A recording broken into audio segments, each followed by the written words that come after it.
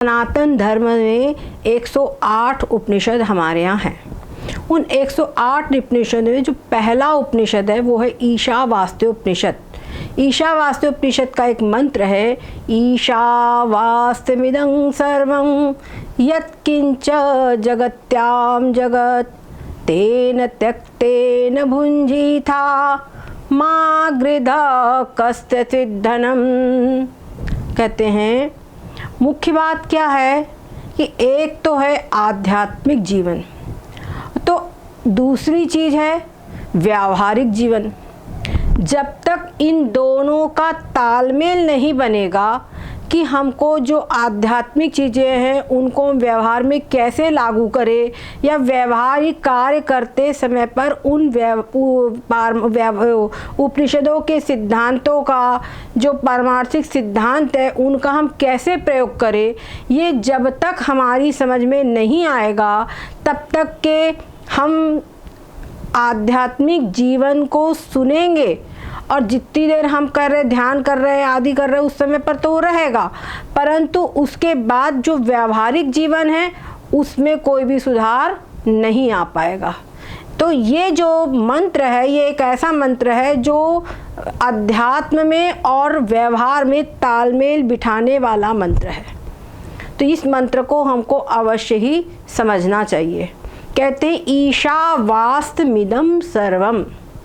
क्या बोलते ईशा? ईशा मतलब यहाँ पर ईश्वर के द्वारा, पर यहाँ पर क्या कहते ये सब कुछ व्याप्त है।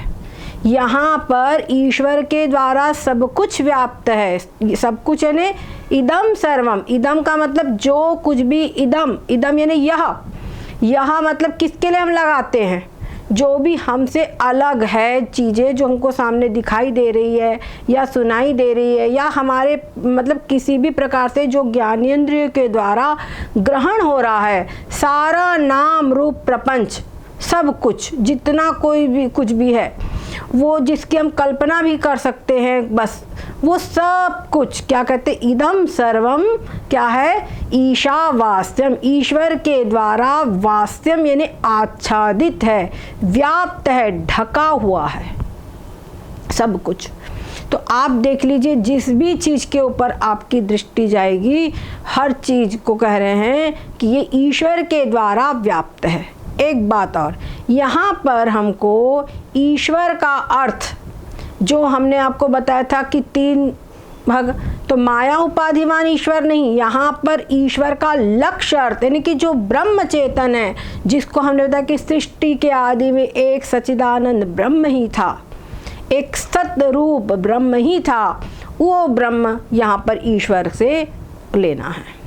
तो ब्रह्म के द्वारा सब कुछ व्याप्त है। जो कुछ भी हमको देखने में, सुनने में, बोलने में या कल्पना करने में आ रहा है, सूंघ रहे हैं या जिस भी ज्ञानेंद्रिय से ग्रहण कर रहे हैं, सब कुछ ब्रह्म के द्वारा व्याप्त है। ब्रह्म के द्वारा सब कुछ आच्छादित है। ऐसी कोई चीज़ नहीं है जो ब्रह्म से रहित हो गए। और ब्रह्म से कैसे व्याप्त है ये भी आप समझो, कैसे व्याप्त है। यहाँ पर हमको वेदांत जो हमने अभी तक प्रक्रिया ग्रंथ पढ़े हैं वो प्रक्रिया ग्रंथ की यहाँ पर हमको आवश्यकता पड़ेगी। यहाँ तो कह दिया कि सब कुछ व्याप्त है, पर कैसे व्याप्त है केवल सुन लो, पर उसको हम समझे कैसे, उसको हम अनुभव कैसे करें, फील कैसे करें, ये एक प्रश्न खड़ा होता है। तो यहाँ पर आगे थोड़ा सा हम और समझ लेवे। पहले कहते हैं कि सब कुछ व्याप्त है ब्रह्म के द्वारा, उसके बाद कहते हैं या ईशावास्यमिदं सर्वम यत्किंच जगत्याम जगत। जो कुछ भी जगत्याम यानी जगती पर, धरती पर, पृथ्वी पर जो कुछ भी है वो सब कुछ। और क्या कहते हैं वो कैसे बोलते कि उस सभी जो जीव जंतु या जो कुछ भी है उनके आत्मा हो करके आत्मा रूप से सब में व्याप्त है। मतलब सारे जीव जंतु, यहाँ तक कि जीव जंतु ही नहीं, एक अगर बालू का कण है तो वो उसमें भी जो उसका आत्मा है वो ब्रह्म ही है। कैसे कैसे व्याप्त है? तो हम देखा अस्ति भाति प्रियं रूपं नाम रूप चेतंशकम। तो अस्ति भाति प्रिय रूप से सब कहीं आत्म तत्व, ब्रह्म तत्व व्याप्त है।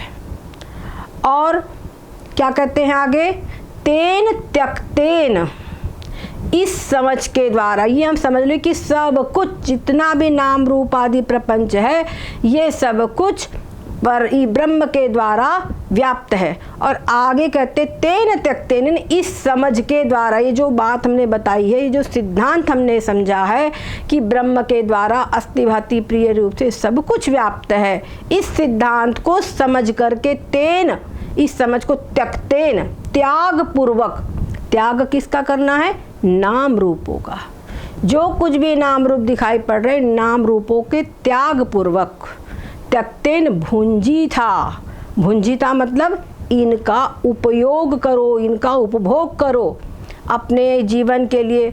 हमको क्या है, आवश्यकता तो है ही है, जब शरीर है तो शरीर को भूख लगेगी तो भोजन की आवश्यकता पड़ेगी, शरीर को ठंड लगेगी, गर्मी लगेगी, वस्त्र की आवश्यकता पड़ेगी, और पंखा, सभी चीज़ की आवश्यकता पड़ती है हमको, मूलभूत आवश्यकता तो होना ही होना, और सब कुछ आवश्यकता पड़ती है। तो कहते ये समझ को रखते हुए कि जो कुछ भी है इनका, ये सब कुछ अस्थि भांति प्रिय रूप से ब्रह्म रूप ही है, और जो नाम रूप है वो हमको सब कुछ दिखाई पड़ रहा है, पर ये नाम रूप जो है, नाम रूपों को ये जब उपयोग करना है इनका व्यवहारिक जगत में, तो नाम रूपों के द्वारा उसका उपयोग होगा, पर नाम रूपों के द्वारा इसको बात को ये समझते हुए और नाम रूपों का त्याग पूर्वक, यानी संपूर्ण संसार में हम उस ब्रह्म को ही ग्रहण करें। सारा जो व्यवहार है वो करते समय अस्थि भांति प्रिय रूप अस्त ब्रह्म को हम ग्रहण करें। हर चीज़ के अंदर में, चाहे हम भोजन कर रहे हैं तो भोजन भी अस्थि भांति प्रिय रूप से सब ब्रह्म रूप है।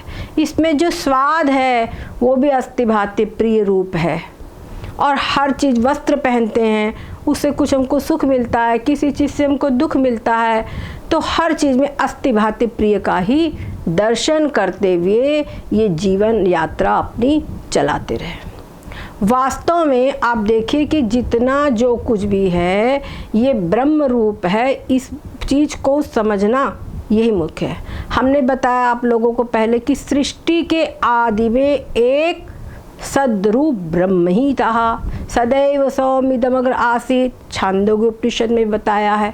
तो एक जो शुद्ध ब्रह्म है वही एकमात्र था, तो और उसी से सब कुछ उत्पन्न हुआ है, सब कुछ उसी से तैयार हुआ है।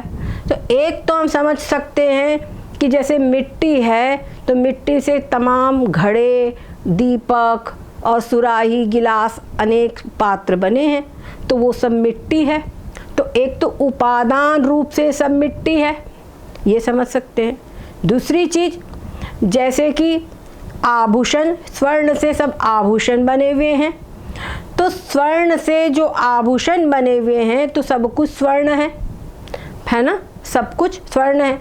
तो जो स्वर्ण के आभूषण हैं वो उसमें स्वर्ण जो ग्रह, एक सुनार होता है, तो सुनार क्या सोचता है कि ये सोना है, सुनार के पास क्या है, ये सोना है। सोने के अनुसार हो सकता है कोई चीज़ की डिजाइन बहुत बढ़िया हो लेकिन उसमें सोना कम हो तो उसकी चीज़ का, उसकी कीमत कम होगी, और कोई चीज़ ऐसी हो जिसके अंदर में सोना अधिक है, डिजाइन कम है, तो उसकी कीमत अधिक होगी।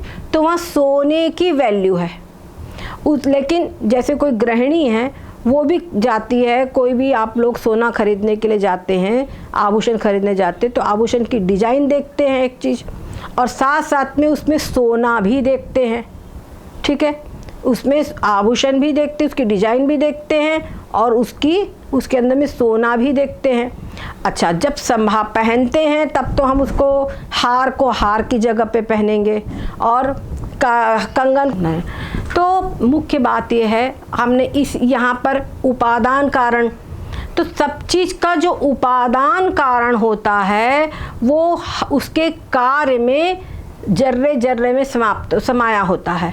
तो जब सोने का आभूषण चाहे एक कील बनी है तो वो नाक की कील में भी पूरा का पूरा सोना है, और उसका अगर हार बना है तो उसमें भी पूरा का पूरा सोना है, चाहे जो कुछ हो। आप एक चैन लीजिए, चैन को तोड़ दीजिए, उससे अंगूठे बना लीजिए, तो अंगूठे में भी जो कुछ है वो स्वर्ण ही है। तो अंगूठी को तोड़ लीजिए, उससे नाक की कील बना लीजिए या कान का कुंडल बना लीजिए, तो उसमें भी सब सोना ही है। उसी प्रकार से सृष्टि के आदि में एक ब्रह्म सच्चिदानंद था। वो ब्रह्म सच्चिदानंद ने के द्वारा ही संकल्प होकर के सबसे पहले आकाश, वायु, तेज, जल, पृथ्वी ये सब कुछ बने। तो आकाश जो है वो भी क्या है, ब्रह्म ही है, और उससे बना वायु वो भी ब्रह्म ही है, और तो जो कुछ भी उत्पन्न हुआ है सब कुछ ब्रह्म ही है। उनका पंचीकरण होकर के सारा संसार जो कुछ उत्पन्न वो सब कुछ भी ब्रह्म ही है। तो सबके अंदर में एक तो दृष्टि है हमारी नाम रूप वाद को दर्शन देखने वाली दृष्टि। तो व्यवहार करते समय नाम रूपों का दर्शन करने की आवश्यकता है, लेकिन साथ साथ में जब उनका अधिष्ठान अस्ति भाति प्रिय का भी हम दर्शन करते रहेंगे तो उसके अंदर में क्या है, नाम रूपों का बाद करके अस्ति भाति प्रिय का दर्शन करने से उनमें आसक्ति नहीं होगी। तो वही कहते माँ गृध कस्यचित् धनम, ये सब किसका हुआ है। धन कहने से सब कुछ, जिसको हम बोलते ये मेरा मकान है, ये मेरा है दुकान है, सब चीज़ को मेरा मेरा करके हम जो संग्रह कर रहे हैं, समेट रख रहे हैं कि मेरा है मेरा, सब में जो घोर आसक्ति है, तो कहते कस्यचित् धनम, ये सब किसका हुआ है।